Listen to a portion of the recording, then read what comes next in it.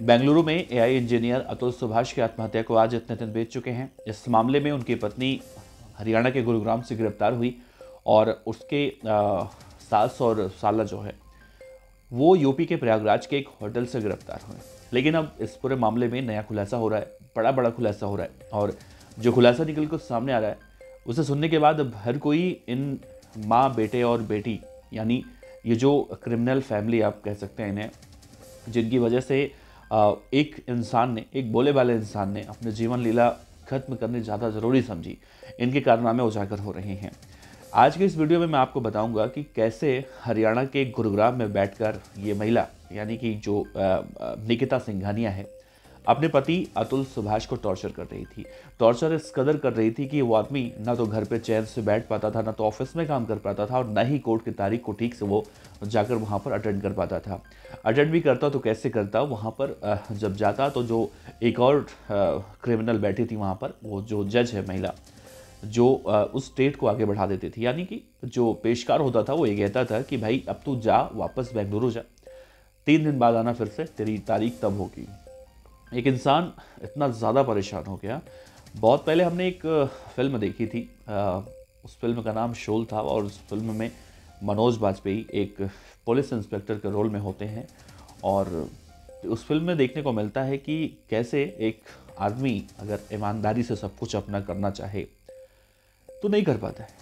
आखिरी वक्त तक उसे टॉर्चर किया जाता है जब तक वो मर नहीं जाता। और आखिर में मनोज बाजपेयी का जो रोल निभा रहे थे जिस पुलिस वाले का, उनके साथ भी कुछ ऐसा हो जाता है कि एक ईमानदार आदमी आखिर में आकर अपनी ईमानदारी भूल जाता है, तोड़ देता है, टूट जाता है।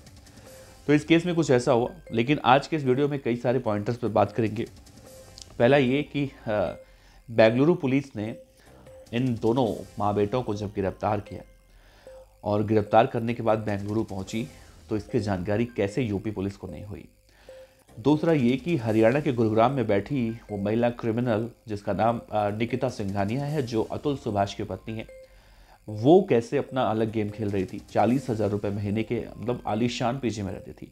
आप, हम या आसपास के कोई भी व्यक्ति आप देखेंगे तो जो बहुत ज़्यादा परेशानी में है या समस्याएं सबकी होती हैं एक जैसी, वो 40,000 रुपये महीने पीजी में देकर नहीं रहेगा जब तक कि वो टॉर्चर करके पैसा या फिर गलत तरीके से वो पैसा नहीं आ रहा होगा।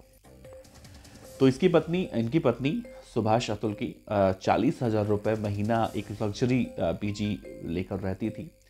खैर ये अलग बात है। लेकिन जब इससे मालूम चला कि अतुल सुभाष ने सुसाइड कर लिया है, तो इसने वहाँ से अपना चेंजमेंट कर लिया और वहाँ से वो भागने की फिराक में थी। लेकिन वो पकड़ी गई। पकड़ी कैसे गई वो भी बताऊंगा। ठीक वैसा ही उसका बाप तो पहले ही इस दुनिया को छोड़कर जा चुका है, और उसको लेकर भी एक एफआईआर दर्ज था परिवार के खिलाफ कि बाप से इतना ज़्यादा दहेज इन लोगों ने मांगा था, अतुल सुभाष के परिवार वालों ने, कि उसने मतलब हार्ट अटैक आ गया उसको और मर गया वो। ये सब बातें कितनी सच हैं कितनी झूठ हैं, अब जब जांच पड़ताल चल रही है, बेंगलुरु पुलिस एक्टिव हुई है, तो अब निकल कर बातें सामने आ रही हैं। एक बात और कही जा रही है कि बेंगलुरु पुलिस अतुल सुभाष के छोटे भाई विकास सुभाष से जांच का सहयोग कर रही है। लेकिन अभी उन्होंने कुछ ज़रूरी चीज़ें अभी तक उपलब्ध नहीं कराई हैं, बहुत जल्दी उपलब्ध करा देंगे। देखिए, सबसे पहले मैं बताता हूँ आपको कि ये जो महिला है निकिता सिंघानिया, इसके शौक बड़े अजीबोगरीब थे। अतुल सुभाष के उस वीडियो में है जो मैं आपको यहाँ नहीं दिखा सकता, लेकिन उस वीडियो में उन्होंने क्या कुछ कहा वो ज़रूर बता सकता हूँ। उन्होंने कहा है कि उनकी पत्नी निकिता सिंघानिया के जो शौक थे, खासतौर से जो जब एक पति और पत्नी प्राइवेट ज़िंदगी जी रहे होते हैं या उस पल में होते हैं, तो उन्होंने अपने वीडियो में लिखा है कि बोला है कि वो जो अंडर आर्म्स होता है उसे चाटने का शौक़ था उसे, और वो चाहती थी कि वो उनके, यानी अपनी पत्नी के प्राइवेट पार्ट को वो लीक करें या ऐसे कुछ करें। ये बातें उन्होंने अपनी वीडियो में कही हैं।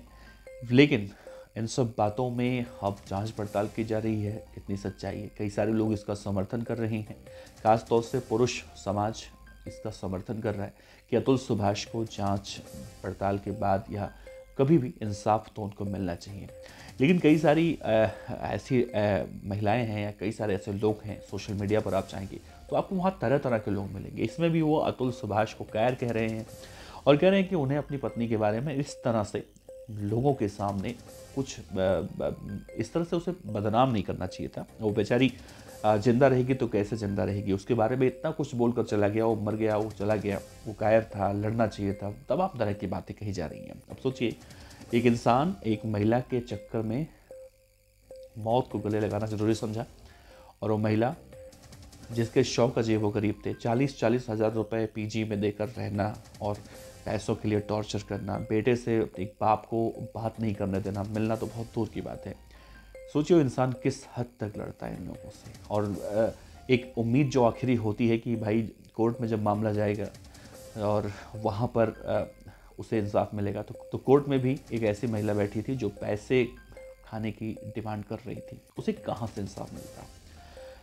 दरअसल देखिए, पूरी कहानी ये है कि वो महिला निकिता सिंघानिया 40,000 रुपये जो महीने का पीजी में देती थी, रहती थी, और कहा जा रहा है कि उसके और भी कई दोस्त यार थे, मेल फीमेल तमाम तरह के दोस्त यार थे, और बहुत सारी बातें उसके लिए निकल कर सामने आ रही है। लेकिन यहाँ पर चर्चा हम वो नहीं करेंगे, चर्चा हम ये करेंगे कि वो कैसे पकड़ी गई।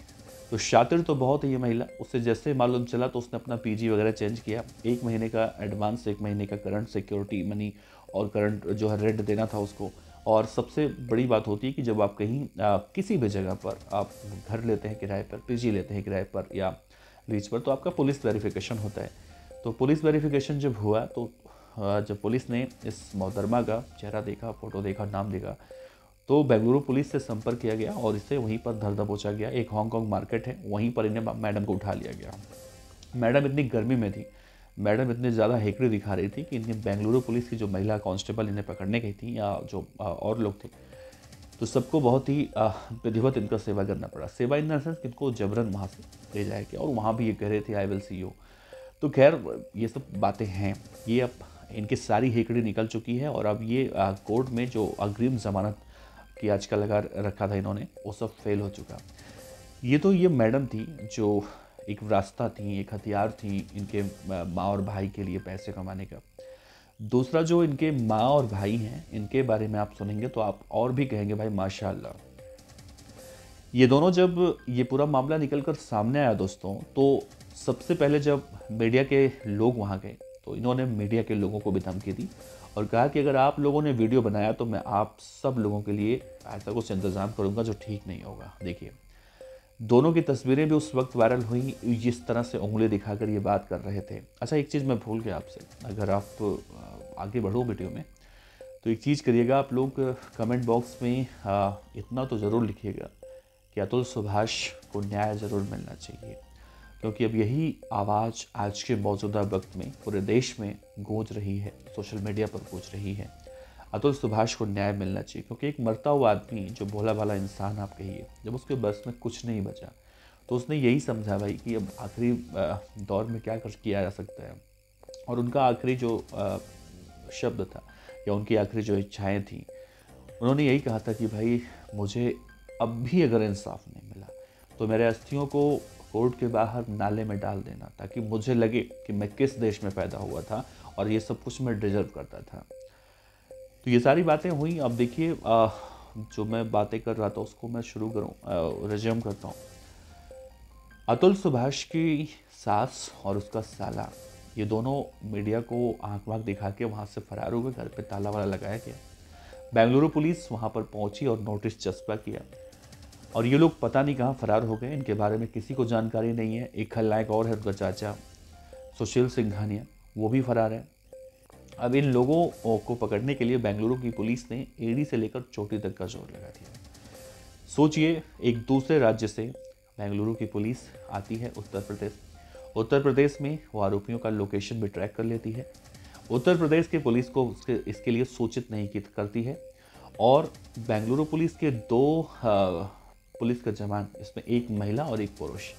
महिला का नाम विनीता है, और पुरुष जो कांस्टेबल था उनका नाम शिवप्पा है। इन दोनों को मालूम चलता है कि झूसी एक इलाका है प्रयागराज में, और झूसी के एक होटल में आरोपी माँ बेटे दोनों छिपे हुए हैं, और वहीं पर 4 दिन से हैं। होटल के कमरे से बाहर नहीं निकलते हैं, और निकलते भी हैं तो मास्क वास्क लगा के निकलते हैं कि इन्हें कोई देखे ना, कोई पहचाने ना। जैसे ही बेंगलुरु पुलिस को इनकी जानकारी मिली तो बेंगलुरु पुलिस के दो ये जाबांज वहाँ पर पहुँचे और सादी वर्दी में पहुँचे। सबसे पहले इन्होंने वहाँ पर कमरा लिया। दो एक जो विनीता थी उन्होंने 108 नंबर लिया और शिवप्पा जो थे उन्होंने 101 नंबर लिया और 111 में ये दोनों आरोपी रुके हुए थे।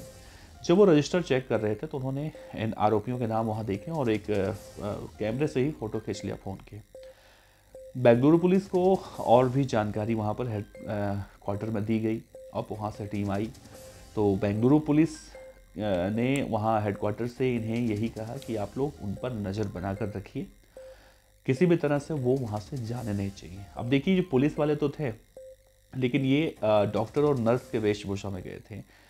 वहाँ से बैठकर पूरी रात भर वो लोग सोए नहीं, दोनों पुलिस वाले, और उन्होंने पूरी इनकी मॉनिटरिंग की और वहाँ पर उन्होंने पूरी मॉनिटरिंग की इनकी कि ऐसा ना हो ये दोनों भाग जाए यहाँ से। और अगले सुबह जब पुलिस की टीम पहुँची तो भैया इनको गिरफ्तार किया गया, वहीं से कैब बुक किया गया। कैब बुक करने के बाद वो इलाहाबाद से यानी प्रयागराज से वो वाराणसी पहुँचते हैं।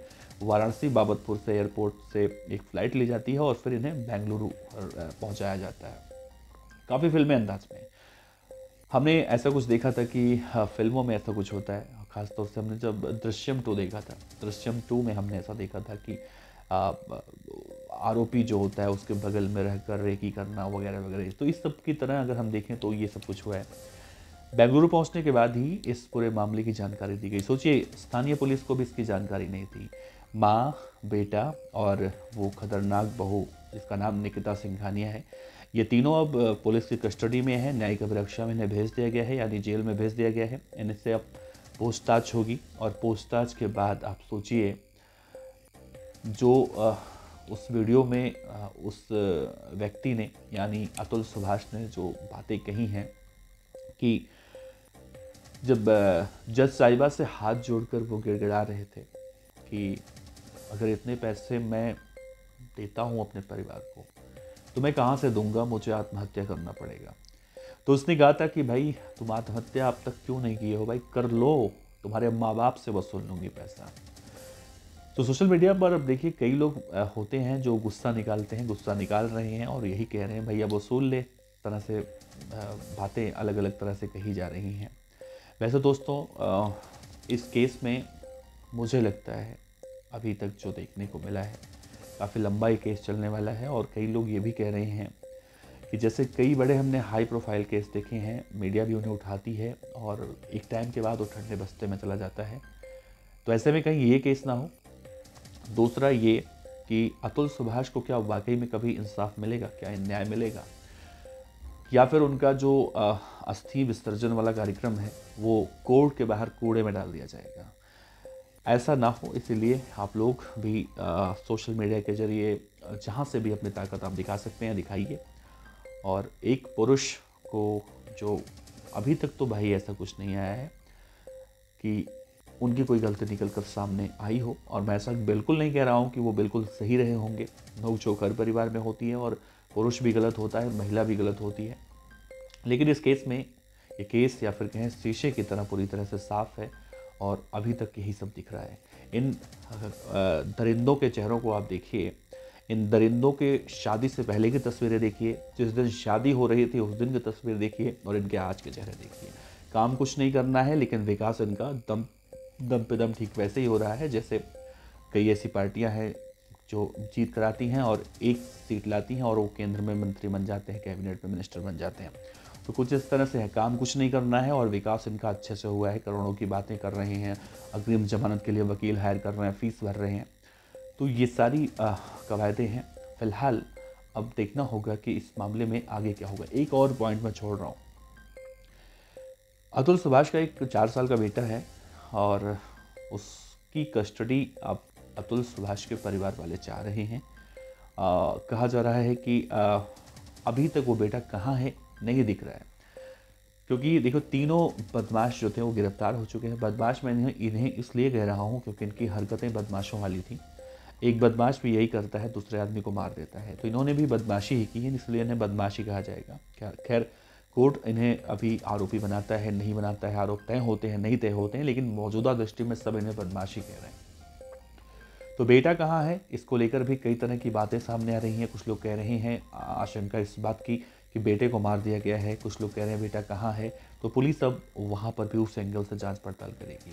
मिला जुला कर देखें तो इस पूरे मामले में अभी तक बेंगलुरु पुलिस की जितनी सराहना की जाए वो कम है। वैसे आपसे मैं विनम्र तरीके से निवेदन करता हूँ कि इस वीडियो को लाइक करें और कमेंट बॉक्स में वी वांट जस्टिस ज़रूर लिखें। अतुल सुभाष मोदी को वाकई में इंसाफ मिलना चाहिए, और अगर अभी भी अतुल सुभाष जैसे लोगों को इंसाफ नहीं मिलता है, सोचिए हर रोज़ एक अतुल सुभाष मोदी इसी तरह से अपने आप को खत्म करते रहेंगे।